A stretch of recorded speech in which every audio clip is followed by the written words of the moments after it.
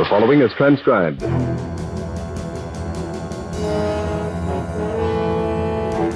Welcome to the Bat-Supe Season 2 Preheat. Well, it's always interesting when a special guest stops by the studio, especially when the lawyers are working overtime. Who can it be now? We'll find out. Meanwhile, back in Metropolis, nobody's home. Well, nobody named Clark Kent anyway. He's off to Germany to meet up with some Russians who have a line on. Well, you'll see once you've tied on your capes for lots of radio traffic, plenty of scientific mumbo-jumbo, and ill-advised human trials galore.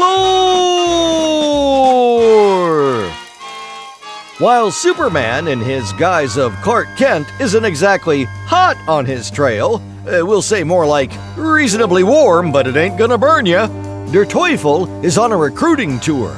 But just what is it that he's recruiting for? Find out next in Part 5 of The Atom Man, as originally broadcast on October 16th, 1945. But right now, it's time for a commercial. Hey, fellas and girls. We've got a special announcement from your old pal and our favorite lawyer, Shecky Stedmeyer. Hello, boys and girls and moms and dads. We here at the Bat-Supe legal team of Stedmeyer, and Duncan want you to know that we're out here fighting for your rights to continue to own any and all Bat-Supe swell prizes that you are currently in possession of. However, in lieu of our ability to secure those to your personal custody, we are entertaining a generous offer from your federal government for each item you present for reclamation, the details of which will be publicized upon both parties reaching a mutually acceptable agreement.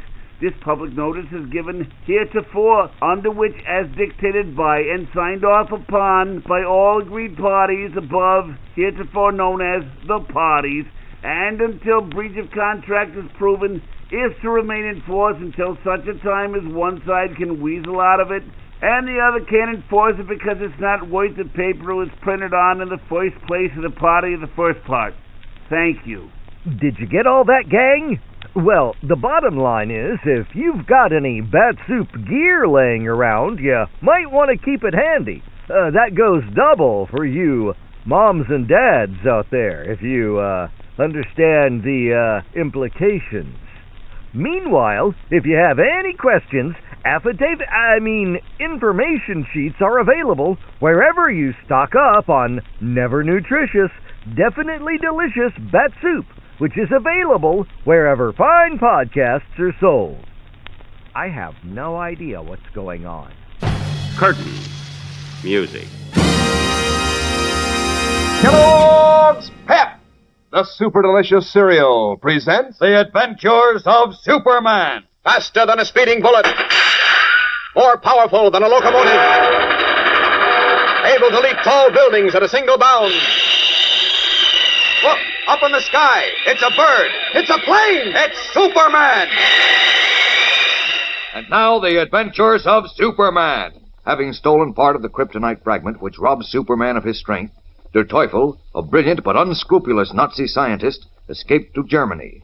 At an inn, he told a Nazi underground henchman that he must see a chemist named Milk, who was hiding in the Black Forest. With the Kryptonite, Teufel said he and Milk could create an atomic monster which would control and possibly even destroy Superman. Meanwhile, having traced Teufel to Berlin, Superman, in his guise of Clark Kent, and Colonel Greeley, an American intelligence officer, were informed that the Russian occupation police had made an important discovery. As we continue now, Kent and Colonel Greeley are in the office of Captain Nikolai Maisky of the Russian police in Berlin. A German prisoner has just been brought in. A squat, slack-jawed man who seems ill at ease in his handsome frock coat and silk hat. Listen. This is the man, gentlemen. He was picked up in the Russian zone of Berlin an hour ago. He had just sold a magnificent mink-lined overcoat to a pawnbroker. I do nothing wrong. It is my own overcoat, I say. Silence, you! But, Captain, this man is not the Teufel. I did not say he was, Colonel Greeley.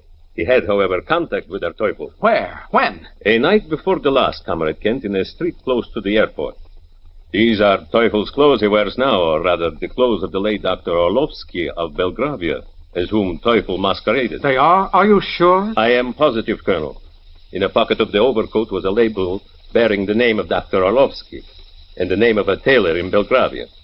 He gave them to me. I do not know his name. He approached me near the airport, a man much of my own size and wearing very thick eyeglasses. He carried a fine leather dispatch case. That description fits Teufel, Kent. Yes, go on. He asked if I would exchange clothes with him. At first, I thought he made a joke, but he gave me no time to consider. Almost before I knew what occurred, I wore his clothes and he was gone with mine. Gone where? Where did he go? I know not, mein Herren. It was dark at night. I saw him go towards the Kaiserstrasse, and then I saw him no more. Nor has anyone else. I think you attacked him, robbed him, and did away with his body. Nine, I swear it. Then where are your papers, your identification? I have told you. They were in the pocket of my jacket. But so quick was all this, I did not remember them until the man was gone. Uh-oh, now we're getting someplace. What's your name? Friedrich Melcher, mein Herr. I am from Nuremberg. Friedrich Melcher from Nuremberg, eh? Colonel Greeley, Teufel is about this fellow's size, and he has his clothes and papers. That means... Teufel is now disguised as Melcher. Right, Kent. We'll get after him at once. May I use your phone, Captain Maisky? Of course, Colonel. But it is my opinion that this man lies as do most Germans. I think either he killed Teufel, or else is in league with him. Well, if he'd killed him, he'd still have his papers. And if he was in league with him, he wouldn't be so stupid as to walk around in Teufel's discarded clothes. No, I think he's telling the truth. Teufel evidently knew we were aware he was disguised as Dr. Orlovsky, and he needed a new disguise in a hurry to get wherever he's going with the kryptonite. Well, we've got a chance to intercept him now, but we've got to work fast. Right. I'll call American headquarters and send out an alarm. Good. You may be right, Comrade Kent. I'm sure I am. Oh, I will, of course, do all I can to help, too. I, too, will transmit a radio alarm to my men.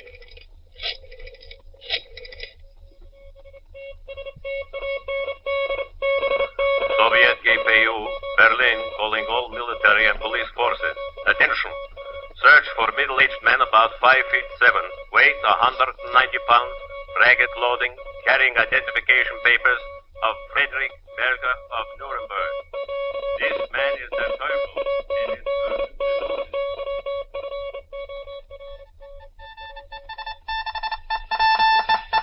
Attention! Berlin office calling all military and occupation police. It is believed that man wanted as the Teufel is now disguised in ragged clothing and carries papers identifying him as Friedrich Melcher of Nuremberg. As urgent radio calls crackle over the German airwaves to speed a new search for the Teufel, the elusive Nazi scientist has made his way through an underground tunnel from a small inn to a deep rock cave in the Black Forest. The main entrance of the cave is cleverly concealed by fallen trees and heavy underbrush. Within, it is large and musty, fitfully illuminated by 2 coal oil lamps, and fitted with rough bunks on which lounge a dozen assorted Nazis. Men, young and old, all former leaders in the Nazi regime of savage persecution and conquest, now hiding from and plotting against their conquerors. Some are men of science, 2 are field marshals, 3 are members of the ruthless Gestapo. In the half-gloom, their eyes gleam like fierce hunted animals, as they regard the strangely humming, green-glowing kryptonite, which the Teufel has set in its opened box before Professor Ernst Milch, the stooped, shaggy-haired chemist, who did more than any one man to keep Hitler's oil-starved Panzer divisions operating on ersatz fuels. There it is, Milch. Almost insurmountable difficulties I had in obtaining it and bringing it here. This is the kryptonite, Teufel. Yeah. It is a part of the fragment from the shattered planet Krypton on which Superman was born. Yeah? In the presence of this material, Superman becomes helpless as a babe. Superman helpless? What nonsense is this, Teufel? It is the truth, General Baumburg. I myself have seen Superman lose consciousness when he approached this metal. What? I do not believe it. You may be given an opportunity to see for yourself. There is no element like this in all the world, Milch. The gamma rays it emits, as indicated by the cold green light and hum, are too strong even for him. Oh. It is 100 times more complex and radioactive than thorium or radium or even uranium. You tested it with the electroscope? Yeah, and I used shields before. The gamma rays penetrated the shields with such an intensity as to be unbelievable, and ionized the air and gases as uranium could never do. And it has no impurities. Think what that means, Milch. Yeah. A tiny quantity of it will serve our purpose, whereas the Americans must have a great deal of uranium to purify only enough for a single atomic bomb. What does this madman speak of bombs? Tell him, Milch, how our great factories are destroyed. Tell him how we, the last few loyal followers of the Fuhrer, lived here in a cave under the ground, hunted like rats, and forced to subsist on a few lean rabbits and birds we can snare in the forest. Do you think I'm a fool? Have I not ice in my head?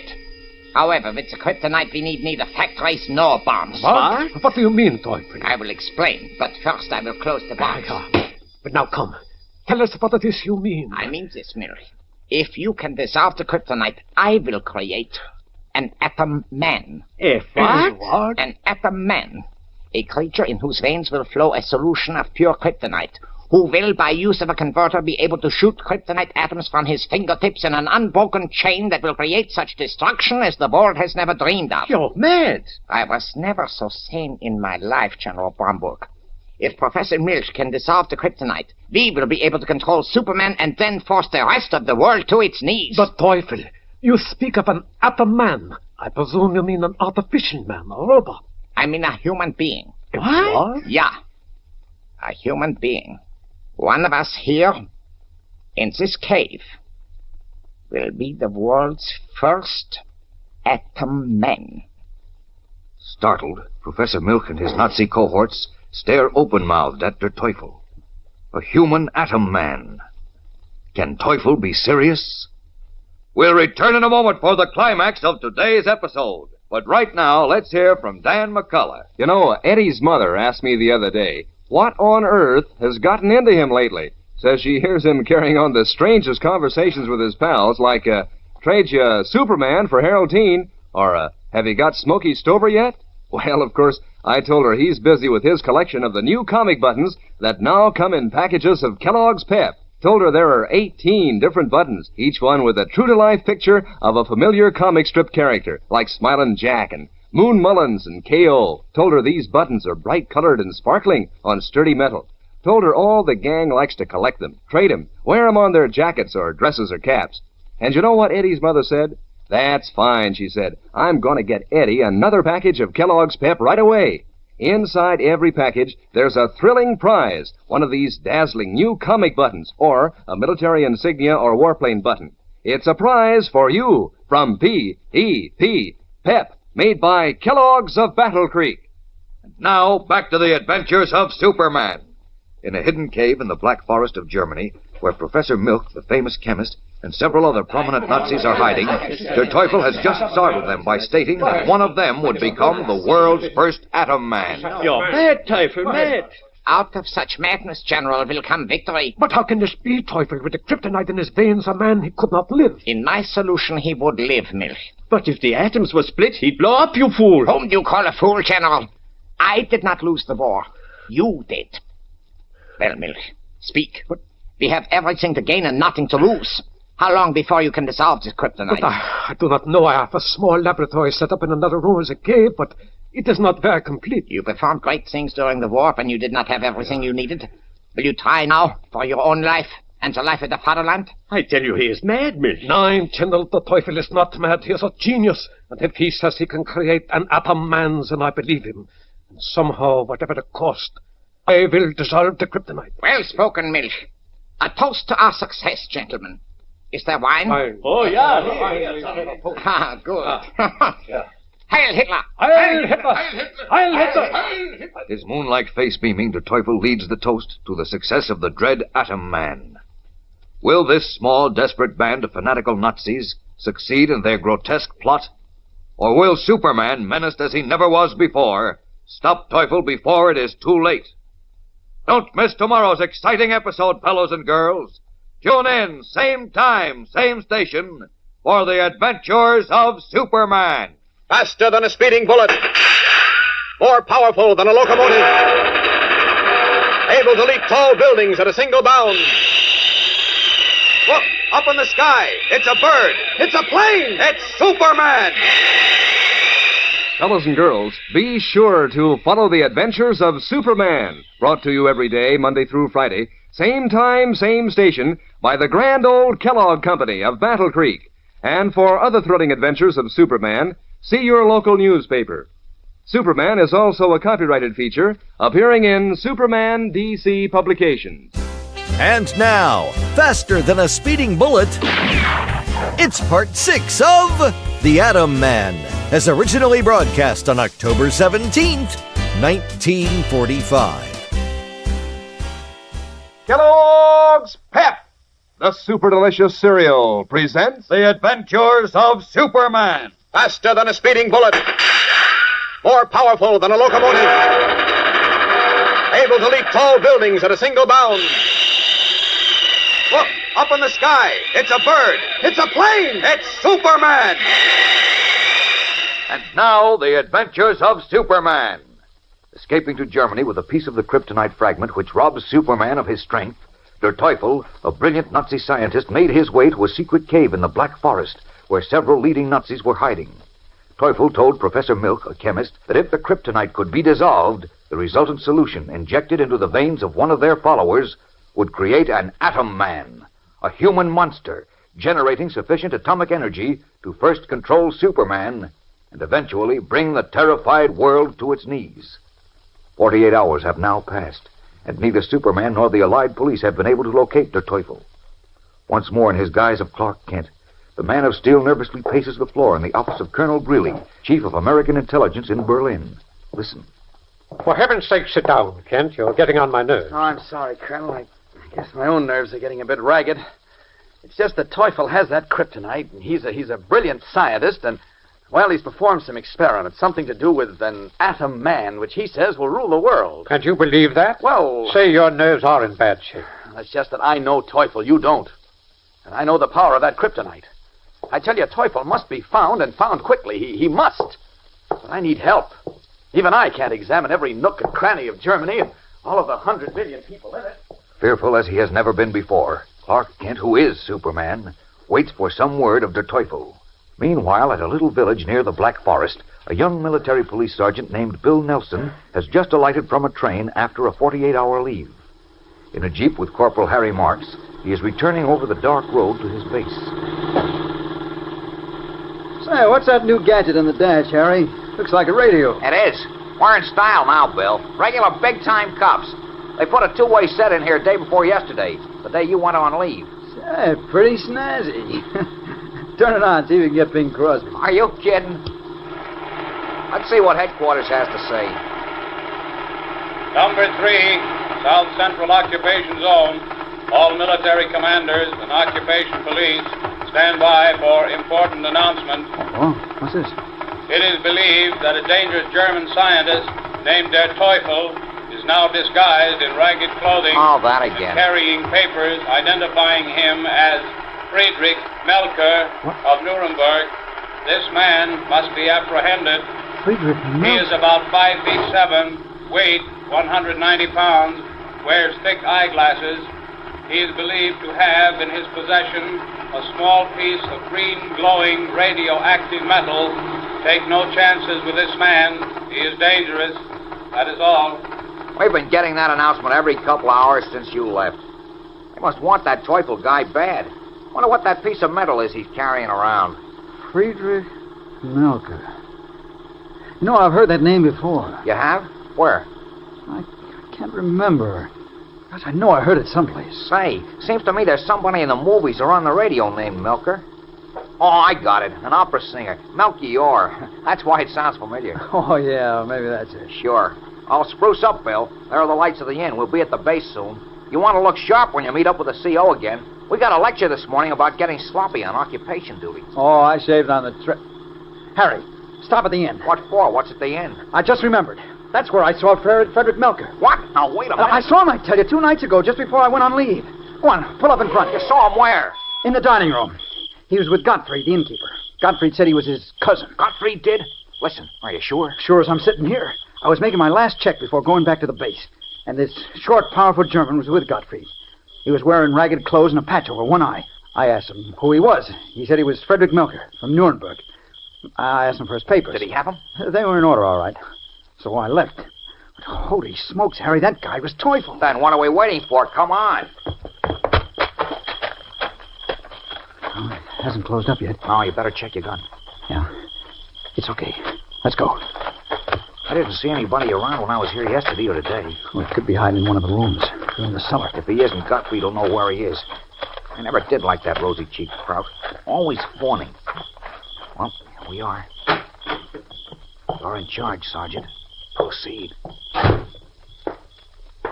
The place looks empty.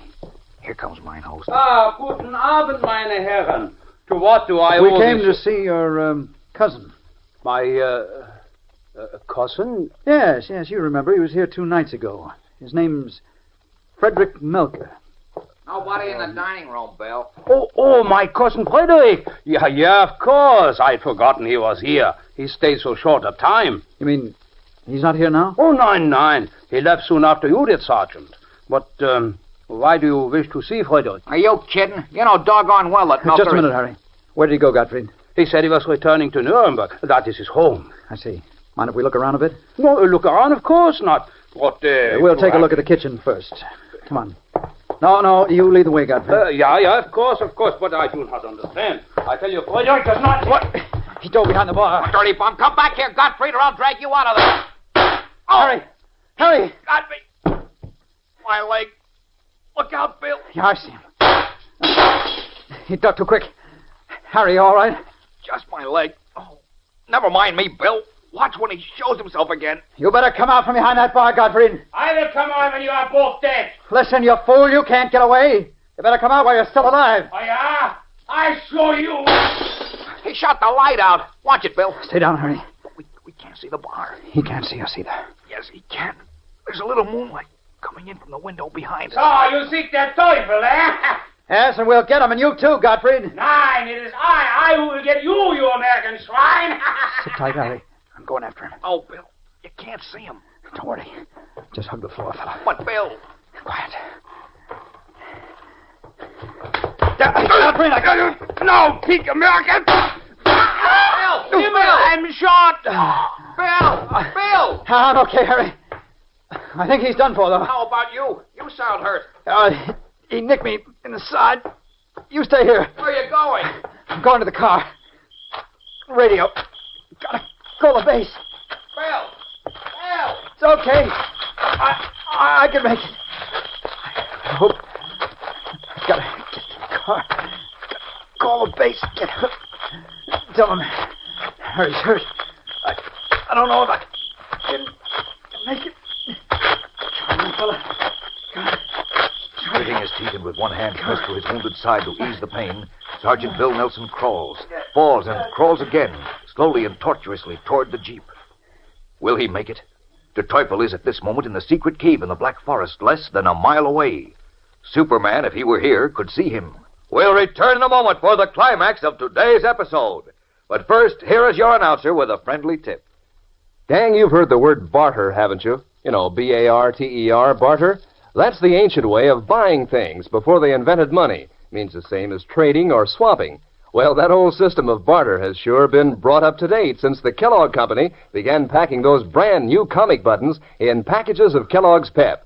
Why, kids are bartering with those swell comic buttons right and left. For instance, you'll hear a fella say, trade you Superman for Uncle Walt. Or a girl might say to her pal, I've got an extra Smilin' Jack button to trade. Now, that's so they can round out their whole collection of 18 different buttons, each one with a different funny sheet character on it. These new comic buttons are doggone good-looking, too. So, how about getting your collection built up? Ask Mom to get you a package of that super delicious whole wheat flake cereal, Kellogg's Pep. Because that's the only way you can get these new comic buttons. You don't send in any money, not even a box top. Can't buy them, in fact. But inside every package of Pep, there's a swell prize, one of these brand new colorful comic buttons or a military insignia or warplane button. That's P-E-P, Pep, made by Kellogg's of Battle Creek. And now, back to the adventures of Superman. As Sergeant Bill Nelson, badly wounded, is trying to reach his car to inform headquarters that Der Teufel had been in the inn near the Black Forest, Teufel himself, with a Nazi chemist, Professor Ernst Milch, stands at a rough table in the secret cave a mile from the inn.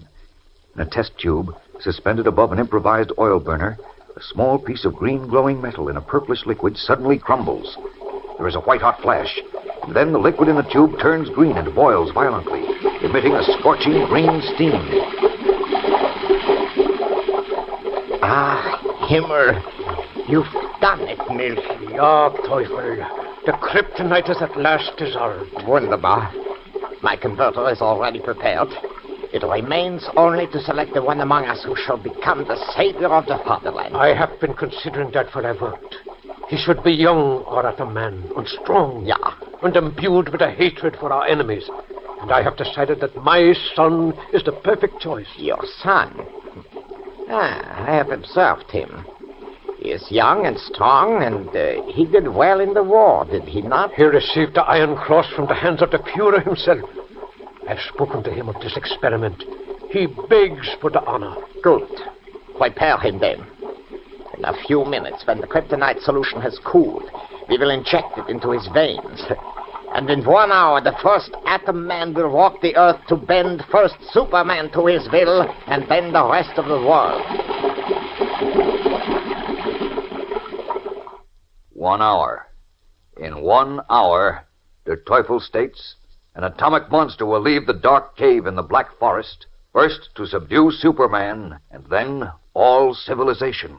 Is there a chance yet for Superman to stop him? Only 1 hour remains. 60 minutes. What will happen? We'll find out tomorrow, so don't fail to be with us then, fellows and girls. Tune in, same time, same station, and thrill to the adventures of Superman. Faster than a speeding bullet. More powerful than a locomotive. Able to leap tall buildings at a single bound. Look, up in the sky. It's a bird. It's a plane. It's Superman. Fellas and girls, be sure to follow the adventures of Superman, brought to you every day, Monday through Friday, same time, same station, by the grand old Kellogg Company of Battle Creek. And for other thrilling adventures of Superman, see your local newspaper. Superman is also a copyrighted feature appearing in Superman DC publications. Well, it's lawyers to the left of the Bat-Supe Corporation and Nazis to the right of Superman, and here you are, stuck in the middle with the whole mess. And with that, we'll wrap up this edition of the Bat-Supe Season 2 Preheat. Thanks for listening. Remember to invite your friends to listen and subscribe on their favorite podcatcher, as well as YouTube or Facebook. Special thanks to the Bat-Supe players, this time featuring Pete Lutz. We'll see you again next time, gang. Until then, up, and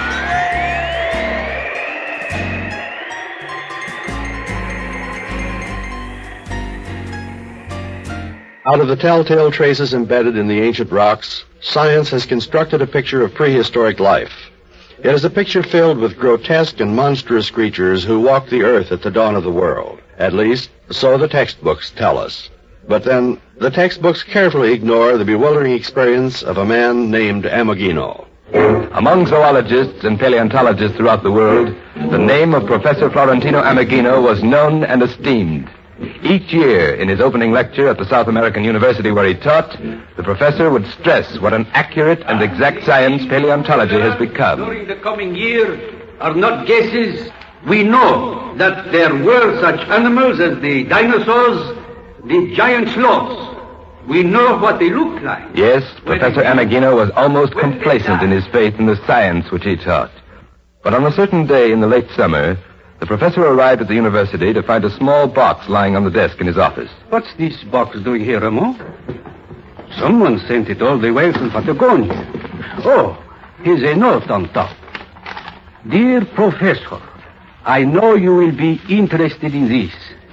It was found hanging on a bush near Ultima Esperanza. The natives claim to have killed the animal it belonged to, but they do not know what kind of animal it was. Perhaps you can figure it out. That is a piece of hide. What sort of creature? Wait a minute. No, it could not possibly be. A few days later, when Professor Amagino arose to deliver his opening lecture to his new class, the air of assurance, of authority, was gone. What I teach you is not to be taken as gospel truth. Perhaps our whole science is a structure of self-delusion. I do not know. Word of this strange, disturbing lecture spread through the university. When it reached the ears of the professor's colleagues, one of them sought him out in his office and reproached him. The professor's only answer was to take the piece of hide from the box on his desk and hand it quietly to his colleague. How old would you say this skin is, Doctor? When did the animal die? Well, not more than a year ago, obviously. The skin is still quite fresh. And what sort of animal was it? What animal do you think it was? I know what animal it was. That is the skin of a giant sloth. A giant? Are you out of your mind, man? The giant sloth died out at least 25 million years ago. This cannot be the skin of a giant sloth. No, it cannot be, can it? And yet, that's precisely what it is. Until the day he died, Professor Florentino Ameghino maintained that he had correctly identified the piece of skin. And since his death, evidence has accumulated to justify his opinion. But how a prehistoric monster, a member of a species condemned to death eons ago by the laws of evolution, could have been wandering across the plains of Patagonia in the 20th century? This, science has never explained. It remains a mystery, incredible but true.